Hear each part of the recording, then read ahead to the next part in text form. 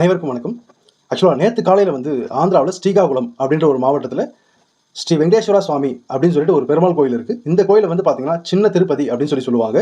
அது மட்டும் இல்லாமல் நேற்று ஏகாதேசி அப்படின்றதுனால நார்மலாகவே அந்த கோயிலுக்கு ஒரு நாளைக்கு 2000 ஒரு 3000 பேர் தான் வருவாங்க. பட் நேற்று ஏகாதேசி அப்படின்ற ஒரே காரணத்தால் கிட்டத்தட்ட 25,000 30,000 பேர் வரைக்கும் அந்த கோயிலுக்கு சாமி தரிசனம் பண்ண வந்ததாக சொல்லப்படுகிறது. ஸோ அதில் வந்து அந்த கூட்ட நெரிசல் காரணமாக ஆல்மோஸ்ட் கிட்டத்தட்ட ஒரு 9 பேர் இது வரைக்கும் வந்து இறந்துருக்கிறதா நியூஸ் வந்திருக்கு. ஸோ அந்த குடும்பங்களுக்கு நம்ம ஆழ்ந்த இரங்கல்களை தெரிவிச்சுக்குவோம். ஸோ என்ன நடந்தது அப்படின்றத இந்த வீடியோவில் நம்ம ஃபுல்லாகவே பார்ப்போம். ஸோ ஆக்சுவலாக வந்து நார்மல் டேஸில் அந்த கோயிலில் வந்து ஒரு மேக்ஸிமம் பார்த்தீங்க அப்படின்னா ஒரு 3000 4000 பேர் தான் வருவாங்க. ஸோ அப்படின்ற பட்சத்தில் நேற்று ஏகாதேசி ஸ்பெஷல் டே அப்படின்னு சொல்லிட்டு அங்கே நியர்பையில் இருக்க மக்கள், வெளியூர்ல இருந்து வர மக்கள், ஸோ இவங்க எல்லாமே பார்த்தீங்கன்னா கிட்டத்தட்ட ஒரு 30,000 மக்கள் கிட்ட வந்திருக்காங்க. இந்த 30,000 மக்கள் வந்த காரணத்தால் அங்கே லைனில் நிற்க பார்த்து அங்கே பேரிகேட் மாதிரி வச்சிருப்பாங்க பார்த்தீங்களா, இரும்பு வேலி அப்படின்னு சொல்லிட்டு. ஸோ அதுக்குள்ளே போக பார்த்து அதில் இருந்த வேலி ஒன்று கீழே விழுந்து அந்த பதட்டத்தால் தான் இந்த கூட்ட நெரிசல் ஏற்பட்டிருக்கு. இந்த கூட்ட நெரிசல் ஏற்பட்டதுனால தான் அங்கே இருந்த மக்கள் வந்து ஆல்மோஸ்ட் ஒரு 9 பேர் வந்து இறந்து போயிருக்காங்க. ப்ளஸ் இதில் எதனால் இப்படி நடந்துச்சு, இதில் அரசாங்கத்தோடைய தவறுகள் இருக்கா அப்படின்றதையும் நான் ஒவ்வொன்றா சொல்கிறேன்.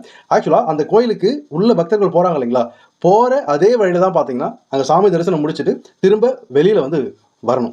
ப்ளஸ் அது இல்லாமல் நார்மலாகவே வந்து இந்த மாதிரி ஃபெஸ்டிவல் டேஸில் வந்து பக்தர்கள் கண்டிப்பாக கோயிலுக்கு அதிகமாக வருவாங்க.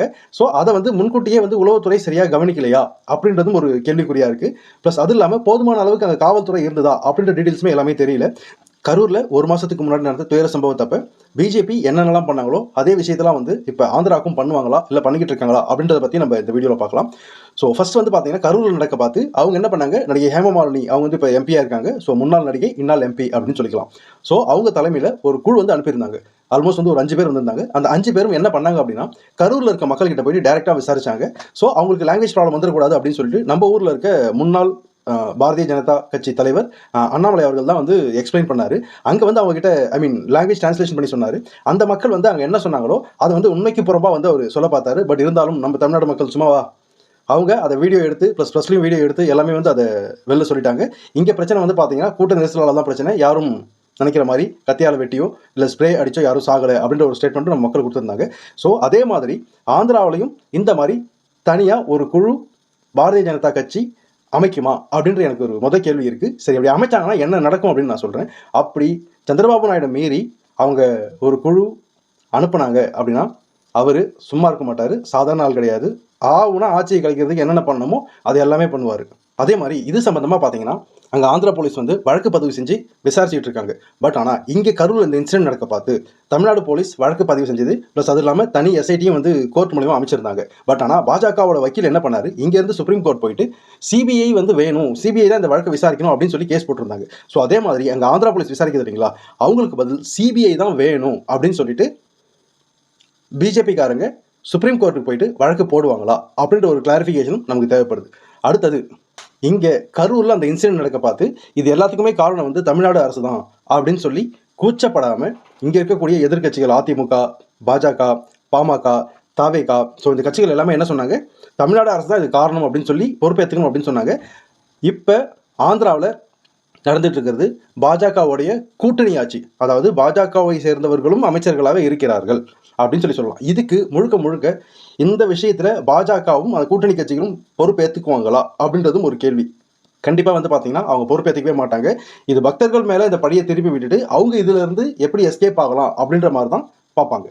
கரூரில் இந்த இன்சிடென்ட் நடக்க பார்த்து, அதாவது கரூரில் என்ன நடந்துச்சுன்னா அவங்க 10,000 பேர் தான் சொன்னாங்க. பட் ஆனால் வந்ததாங்க 30,000 40,000 பேர் வந்ததா சொல்லப்படுகிறது. ப்ளஸ் அது இல்லாமல் பிஜேபி ஆஃபீஸில் பர்மிஷன் கேட்ட டைம் மதியம் 3 மணிலேருந்து நைட்டு 10 மணி வரைக்கும் கேட்டிருந்தாங்க. பட் ஆனால் பொதுவெளியில் என்ன பண்ணாங்கன்னா 12 மணிக்கெலாம் தளபதி வந்துடுவார் அப்படின்னு சொல்லிட்டு அந்த கட்சியோட பொதுச் செயலாளர் வந்து சொல்லியிருந்தார். பட் அதை கூட வந்து பார்த்தீங்கன்னா கண்டிக்காமல் இருந்திருந்தாங்க இல்லைங்களா. ஸோ இப்போ இந்த இடத்துல ஆந்திராவில் இதே பிஜேபி என்ன பண்ணுவாங்க அப்படின்னு கேட்டால் தெரியாது. அதாவது அவங்க கூட்டணியில் இருக்க காரணத்தால் அந்த மக்கள் மேலே அந்த மக்கள் மேலே பிளேம் பண்ணிட்டு இவங்க அதுல இருந்து தப்பிக்க தான் பார்ப்பாங்க. இப்போ தமிழ்நாட்டில் இங்கே சொன்ன மாதிரி அங்கே இது ஆந்திரா அரசோட தோல்வி, அவங்களுடைய உளவுத்துறை சரியில்லை, மக்களுக்கு தேவையான பாதுகாப்பை கொடுக்க முடியல, மக்களுக்கு பாதுகாப்பு கொடுக்க முடியாமல் கோயிலேயே வந்து 9 பேர்கிட்ட வந்து இறந்துருக்காங்க. ஸோ இதுக்கு முழுக்க வந்து நாங்கள் தான் காரணம், நாங்கள் வந்து சரியாக கண்டுக்காதனால தான், நாங்கள் சரியாக கவனிக்காதனால தான், நாங்கள் வந்து ஃபெசிலிட்டி சரியாக பண்ணாத காரணத்தால தான் இது எல்லாமே நடந்துச்சு அப்படின்னு சொல்லிட்டு பிஜேபி ஒத்துக்குமா அப்படின்னு கேட்டால் கண்டிப்பாக ஒத்துக்காது.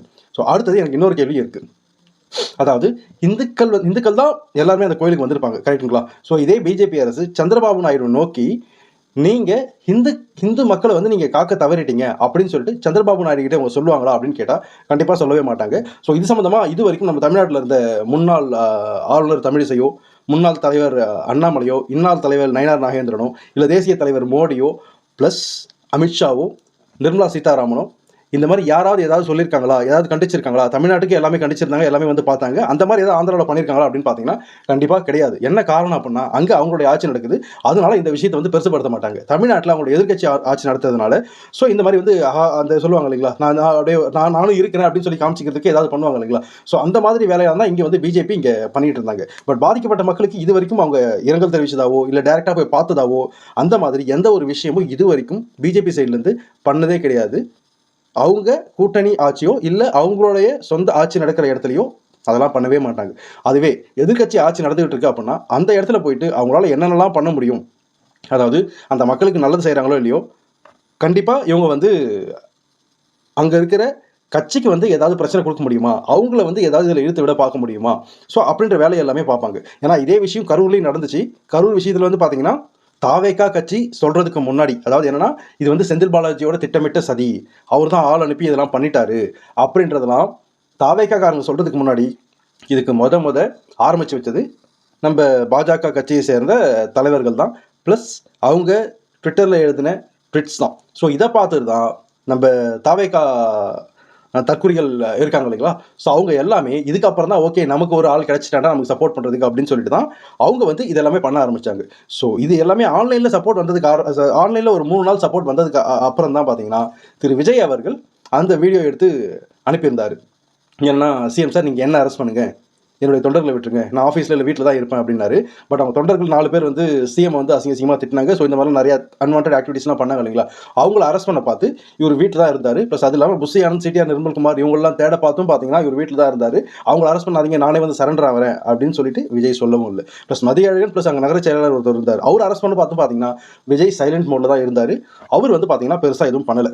ஸோ அதாவது பாஜகவை பொறுத்த வரைக்கும் என்ன அப்படின்னா அவங்க ஆட்சி செய்கிற இடமோ இல்லை அவங்களுடைய கூட்டணி ஆட்சி நடக்கிற இடத்துலையோ பார்த்தீங்கன்னா எந்த தப்பு நடந்தாலும் அதை வந்து ஜஸ்ட் ஒரு விசாரணை கூட வந்து அவங்க பண்ண மாட்டாங்க.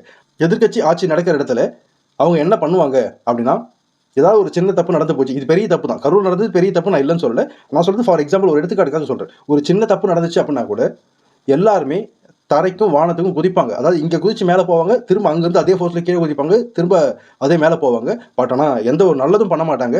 இந்த மாதிரி விஷயங்கள் நடக்கக்கூடாது அப்படின்னா ஒன்றிய அரசு வந்து ஒரு சில திட்டங்களை வந்து வகுக்கணும். திட்டங்கள் இந்த சென்ஸ் ஒரு எஸ்ஓபி அப்படின்னு சொல்லுவாங்க. இதெல்லாம் வகுத்து நீங்கள் என்ன பண்ணணும், இது வந்து ஆல் ஓவர் இந்தியா ஃபுல்லாகவே வந்து நீங்கள் இதை பண்ணுற மாதிரி இருக்கணும். நான் சொல்கிறது ஒரு சில விஷயத்துக்கு சொல்கிறேன். கூட்டம் இதெல்லாமே வந்து பார்த்தீங்கன்னா யார் பார்த்துப்பா, அந்தந்த மாநிலங்கள் ப்ளஸ் காவல்துறை பார்த்துக்கும். நான் சொல்கிறது அதையும் தாண்டி இந்த மாதிரி கூட்ட நெரிசலில் இறந்துருக்காங்க இல்லைங்களா, ஸோ அந்த மக்களுக்கு என்ன நல்லது பண்ணலாம், ஸோ அந்த மாதிரி விஷயங்கள், அந்த பாதிக்கப்பட்ட மக்கள் வீட்டில் இருக்க குழந்தைகளுக்கு வந்து கல்விக்காக என்ன பண்ணலாம், இதெல்லாம் பண்ணுவாங்களா அப்படின்னு கேட்டால் இதெல்லாம் கண்டிப்பாக பிஜேபி பண்ணவே பண்ணாது. ஏன்னா அவங்கள பொறுத்த வரைக்கும் மற்ற மக்கள் யாரும் படிக்கக்கூடாது, 3% பீப்புள்ஸ் மட்டும் தான் படிக்கணும் அப்படின்னு நினைக்கிற ஒரு கட்சி தான் வந்து பிஜேபி.